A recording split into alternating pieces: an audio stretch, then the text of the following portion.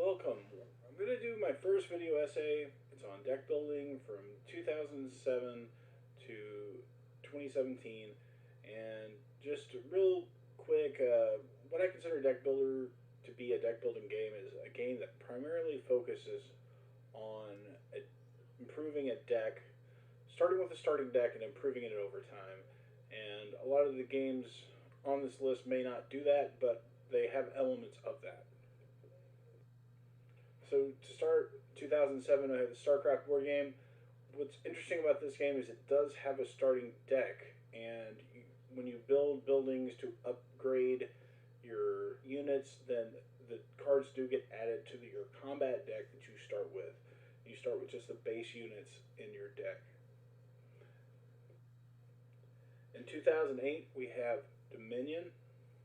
Dominion is considered one of the very first deck building games, and it has all of the things. It has a starter deck, and you primarily win Dominion through victory points at the end of the game.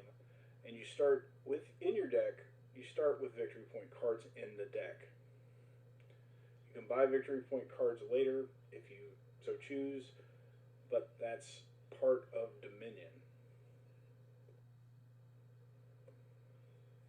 Fast forward to 2009. We have Thunderstone, which Thunderstone does differently. One of the things it does differently than Dominion is you have a way to end the game before just running out of cards or things like that. The first person to get the Thunderstone will just win the game, regardless of victory points. So it's one of the first deck builders that was big to have that as a victory condition. 2010, we have Ascension. Ascension has two different currencies, so to say.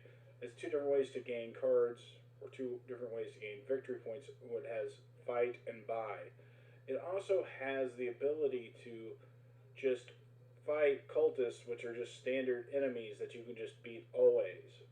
So it has a way to dump your resources in a starting thing that's always available to you.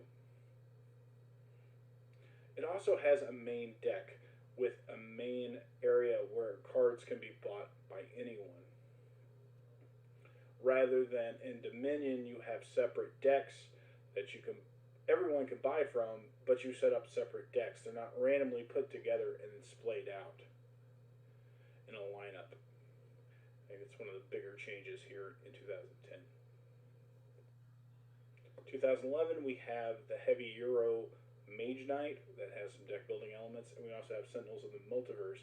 These are both Sentinels of the Multiverse is a very theme heavy superhero deck builder that has a main villain that you need to beat, a main super villain, and you will see this a lot in other games that would come afterwards in 2012.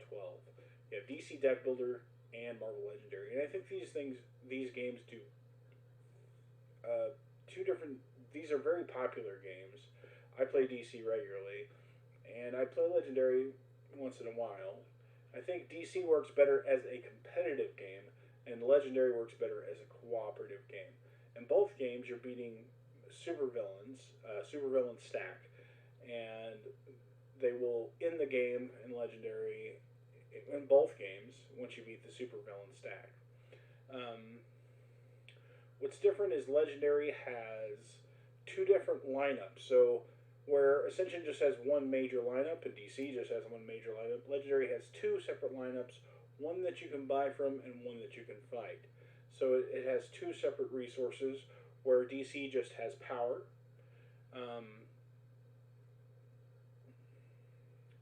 And I do like both these games, but I go for more toward DC on this, just because of the simplicity of play.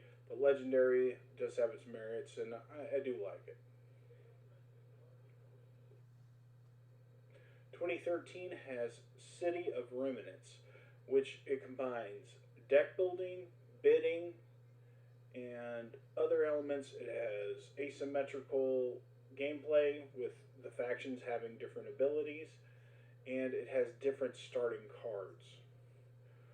Whereas, let's say, DC Deck Builder will just have vulnerabilities and punches. City of Remnants will have different starting cards based on your faction.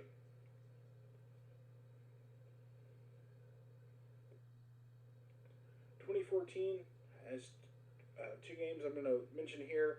Has Dream Quest, which is one of the very first PC games that includes both deck building and roguelikes together.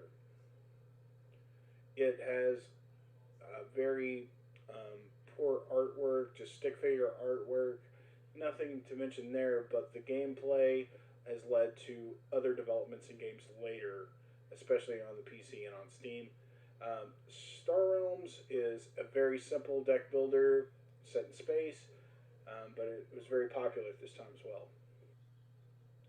2015 has Super Motherload. It's a deck builder with board game elements where you're placing tiles as you're digging down, looking for ore, and the ore will let you buy more cards to build your deck. What's interesting about this game is that it has different cards that you can purchase that will add victory points to your deck at the end of the game. And these achievement cards are variable from game to game. In 2016, we have Clank. Clank is a very well balanced game. It has three different resources, including movement. You can see this movement mechanic implemented in later games like DC Rebirth, but in this game, it does it very, very well. It's very tightly done. It's a competitive game where you're trying to grab a dragon's hoard, and you can use movement cards to go down to grab artifacts. And if you go up to the first, the timer increases for everyone else. So it has a interesting set of timing. All the mechanics work well. It has three different resources. It has movement, fight, and buy. So that's what's different about Clank, and it's what makes it special and gets it on this list. And in 2017, we have Slay the Spire. Slay the Spire is a PC game that is a deck builder plus a roguelike. It has much better art than Dream Quest. It has more balanced play and tighter mechanics. It has less playable characters, but the characters all have unique mechanics that are specific to them. And if you don't know already, I do play this game a lot on my channel. If you'd like to check it out, please do. And if you like this video essay, please subscribe, like the video, and I'll see you in the next one.